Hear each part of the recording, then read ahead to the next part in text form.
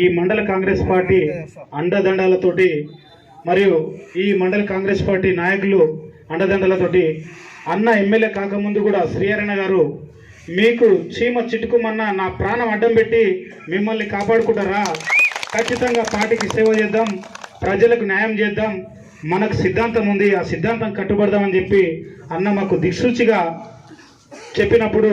మేము దానికి కట్టుబడి నర్వమండల కాంగ్రెస్ పార్టీ అందరం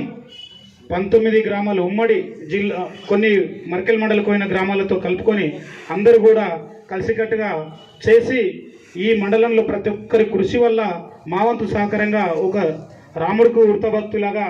మేమందరం కష్టపడి అందరం కష్టపడి కూడా ఈరోజు అన్నగారిని గెలిపించుకున్నాం. మరి అదేవిధంగా సమస్యల మీద కూడా మనం ఏ విధంగా అయితే పార్టీ కోసం పనిచేసామో అదేవిధంగా సమస్యల మీద కూడా మన గ్రామాలలో ఉన్నటువంటి సమస్యలన్నింటినీ కూడా అన్న దృష్టికి తీసుకెళ్ళాం. అయినప్పటికీ కూడా మరొకసారి గుర్తు చేసుకుంటూ మనం ఏదైతే ప్రజలకు వాగ్దానాలు చేశామో పార్టీ తరఫున వచ్చినటువంటి 6 గ్యారెంటీల గురించి కానివ్వండి, లోకల్లో కొన్ని గ్రామాలకు ఆయా గ్రామాలలో ఉన్నటువంటి సమస్యల గురించి కానివ్వండి, ఇంతకుముందు పెద్దలు అన్న చంద్రశేఖర్ అన్న చెప్పినట్లు ఖచ్చితంగా ప్రజలకు నెరవేర్చే విధంగా మా శాయశక్తులు అన్న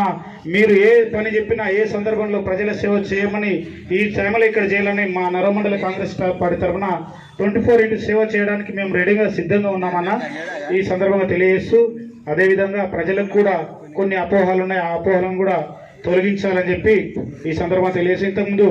జనరల్ బడిలో కూడా మాట్లాడాము. మన మండలంలో ఉన్నటువంటి మేజర్ సమస్యలు విద్య, వైద్యం, తర్వాత వాటర్, నీళ్లు, రోడ్లు, ఈ సమస్యల గురించి రేపు పొద్దున్నే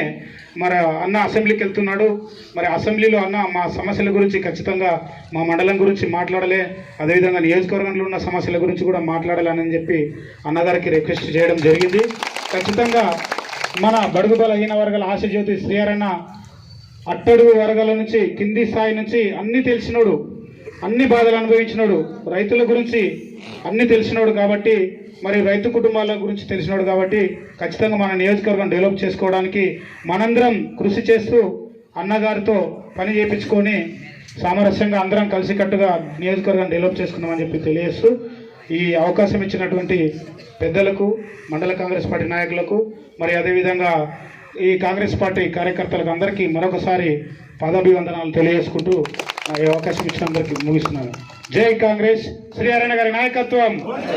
శ్రీహరణ గారి నాయకత్వం, జై హింద్.